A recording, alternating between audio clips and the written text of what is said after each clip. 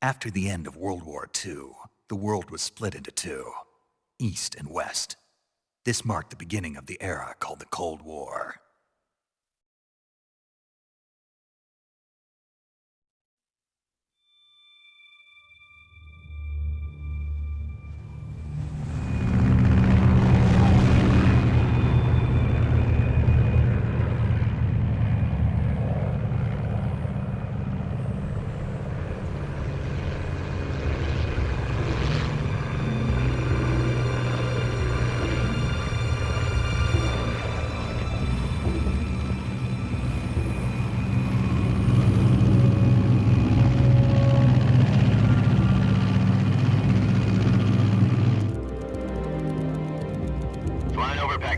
Altitude 30,000 feet. Approaching Soviet airspace.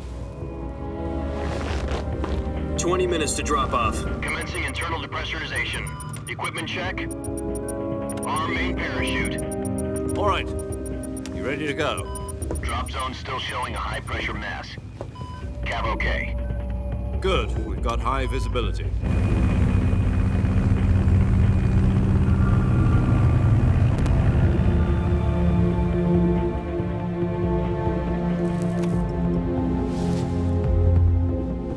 Put out that cigar. Connecting oxygen hose to interior connector. Put on your mask.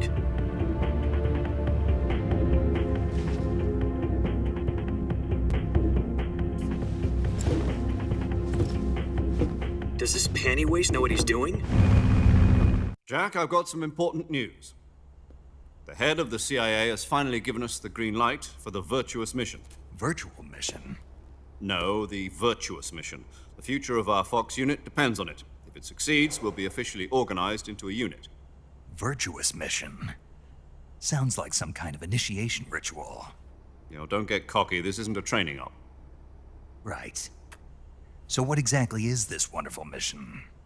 Well, about 2 years ago, a certain Soviet scientist requested asylum in the West through one of our moles.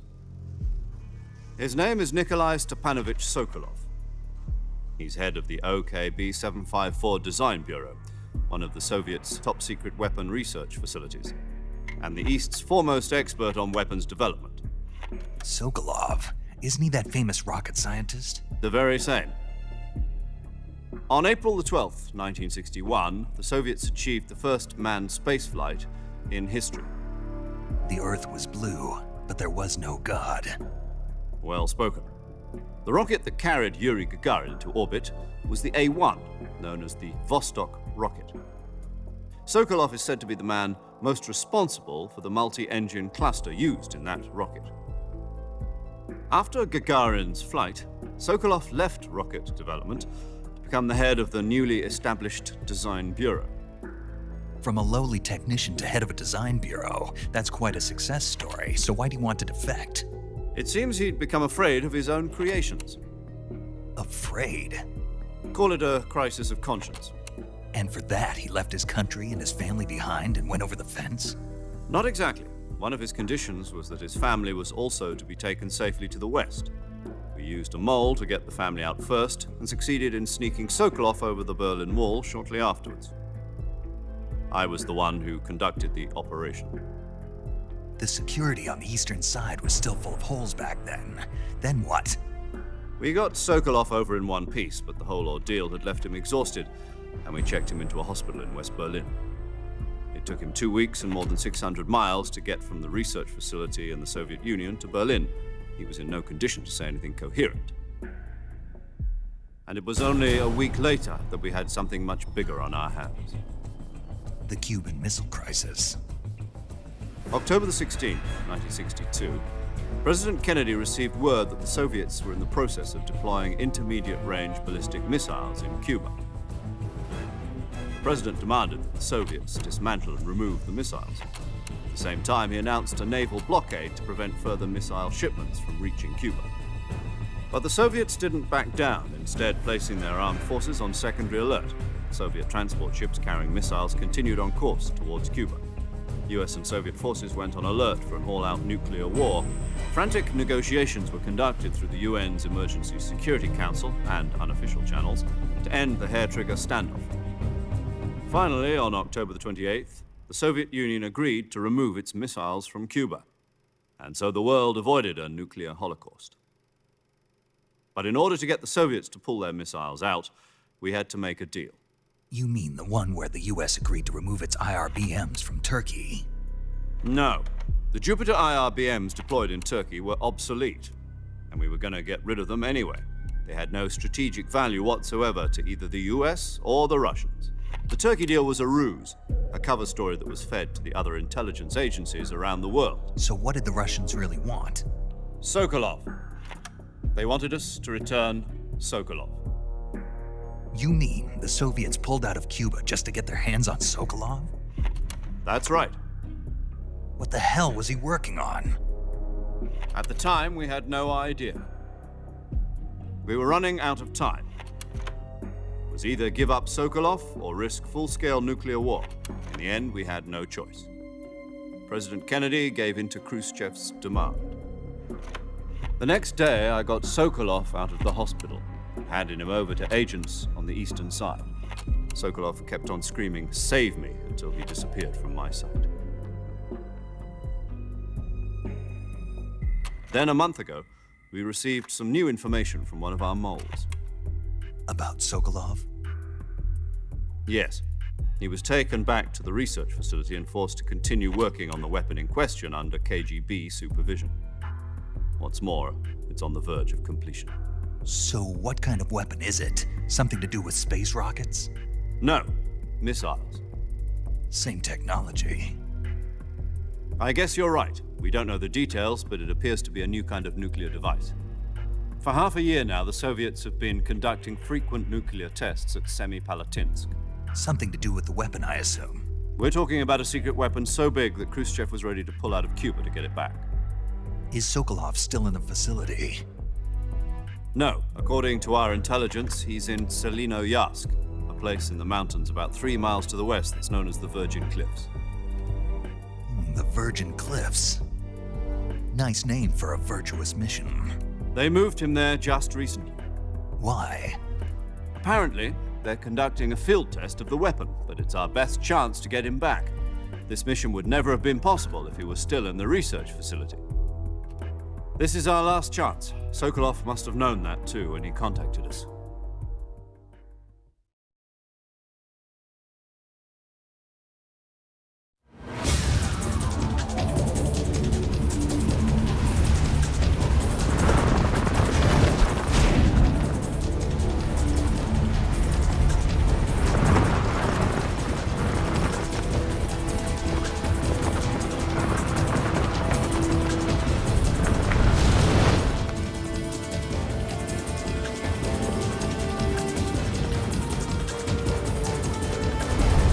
Listen up, Jack. Your mission is to infiltrate Selinoyarsk in the Soviet mountains, ensure the safety of Sokolov, and bring him back to the West.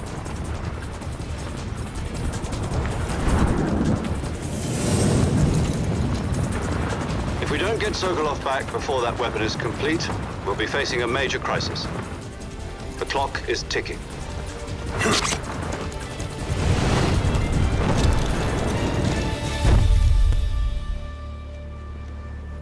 Once we've confirmed the rescue of Sokolov, stand by at the recovery point. A recovery balloon will be dropped at that point. Helium will be pumped into the balloon to inflate it. The process takes about 20 minutes. Once it's complete, the gunship's arm will latch onto the balloon and pull it up. The Fulton surface-to-air recovery system.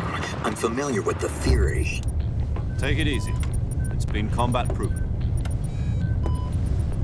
Do you think Sokolov is up to it? The shock will be less than during a parachute jump, and the arm can handle up to 500 pounds. So you're planning on going over the border in a single combat talon? She's equipped with 2 6-barrel 20mm Vulcan cannons, as well as 2 40mm machine guns. Sounds like she could hold her own against a battalion of tanks. Even with the fuel in the reserve tank, we're facing a 4-hour time limit. If all goes well, it shouldn't take more than a few hours. Home in time for dinner. But if anything goes wrong, You'll be eating dinner, breakfast. and all the rest of your meals in the jungle.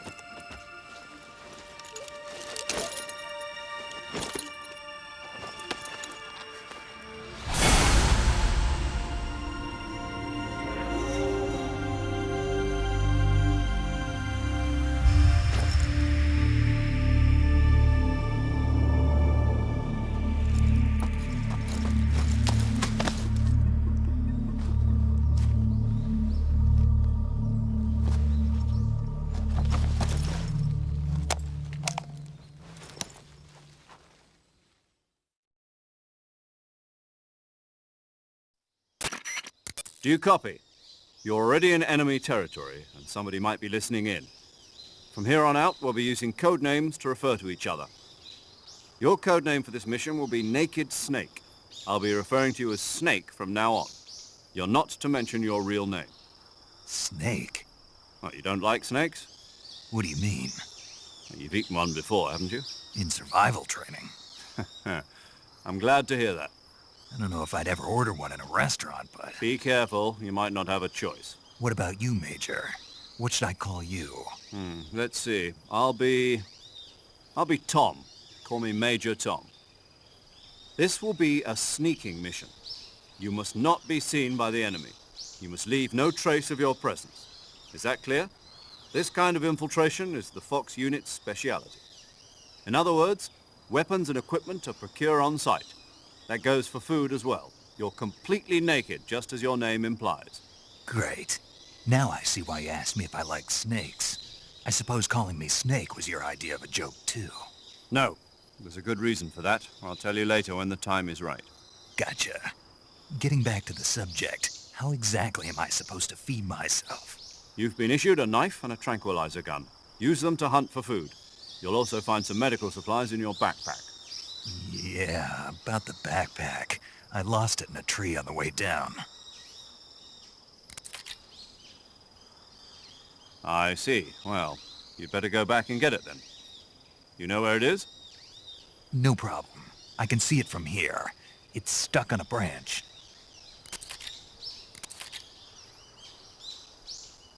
To climb a tree, stand in front of a tree that's covered in ivy and press the action button. I'll be monitoring your progress over the radio. We can't risk violating Soviet airspace, but I'll be in the gunship. My frequency is 140.85. I'll give you a call if I need to talk to you. If you need to talk to me, use the send function. Okay, Snake, go get your backpack.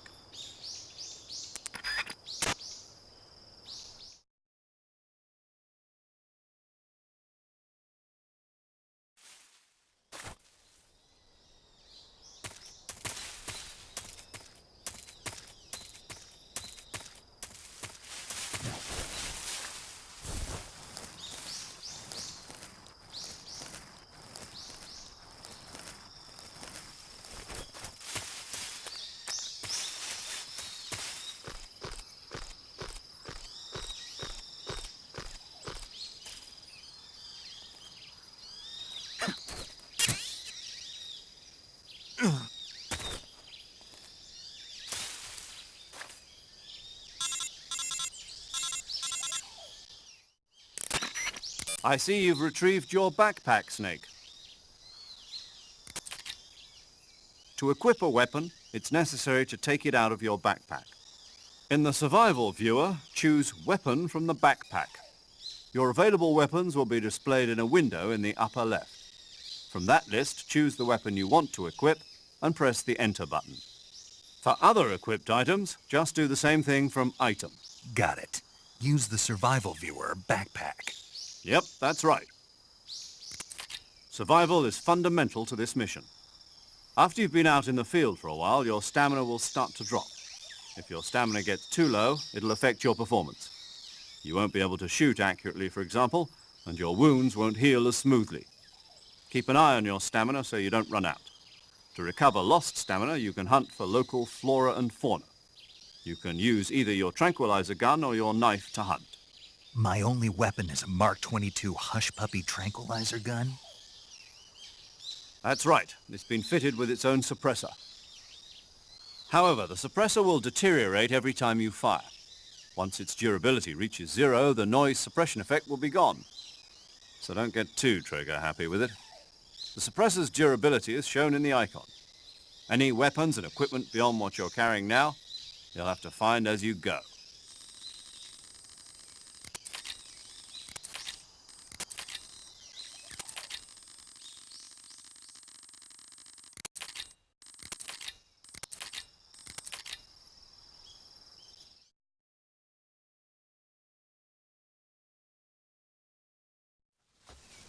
Snake, try to remember some of the basics of CQC.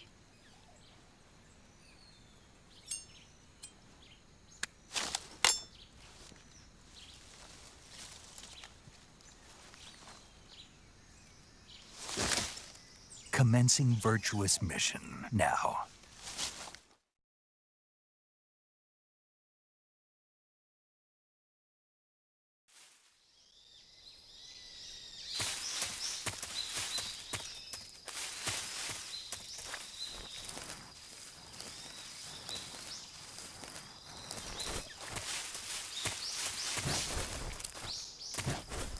Ugh.